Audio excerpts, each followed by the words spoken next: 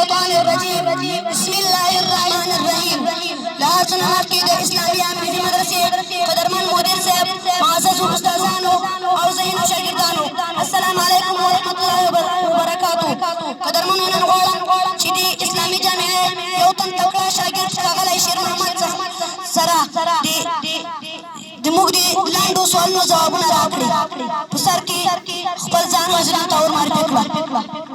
په لومړي سر کې له تاسو ټولو نه ډېره مننه کوم چې ما ته مو وخت راکړ. زما نوم شیر محمد د نظر اغزی د پکتیکا ولایت د زمونخار ولسوالي د بریزو د کلي اوسېدونکی یم. د زده کړو په هکله که راته ووایه څومره زده کړې وکړې او چېرې مو زده کړو بوخت یاست؟ ما تر متوسطې درجې پورې زده کړې کړې دي. اوس مهال په متوسطه کې یم. اسلامي مدرسې مدرسه کې د زده کړو بوخت یم. تاسو د خپلو خبرو په ترڅ کې اسلامي امریزه مدرسه یاده کړه. یاده مدرسه څه وخت جوړه شوې؟ اداري او تعلیمي چارې یې څنګه روانې دي؟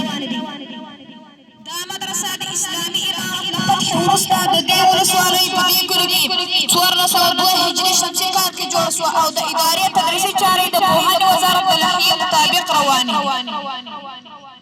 په همدې مدرسه کې څو تنه استادان درس او یا تدریس ورکوي او د هغوی چلند د شاګردانو سره څرنګه دی؟ په دې مدرسه کې تر ټولو ښه خبره دا ده چې 2 وخته یعنې سهار او ماسپښین په خپل درسونه لولو او په دې دواړو وختونو کې 14 تنه استادان د شاګردانو د تدریس په دندو ګمارل شوي چې د دې جملې څخه 15 نفره رسمي او پاتې شخصي لګښت تدریس ورکوي او د اسلامي جامعې ټول استادان له شاګردانو سره ډېر ښه چلند کوي. لا رسمي ازموینه پرته دې شاګردانو د لیاقت فعالیت ارزیابي کولو لپاره کومه خاصې برنامې شته؟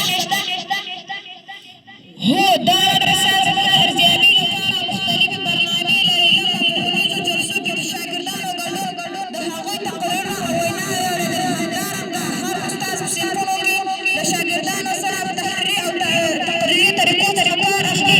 له کمزورو شاګردانو سره مرسته او له تکړه شاګردانو سره د لا تشویق د مادي امتیازاتو په برخه کې ډېر ګټور تمامېږي. دې قرارداد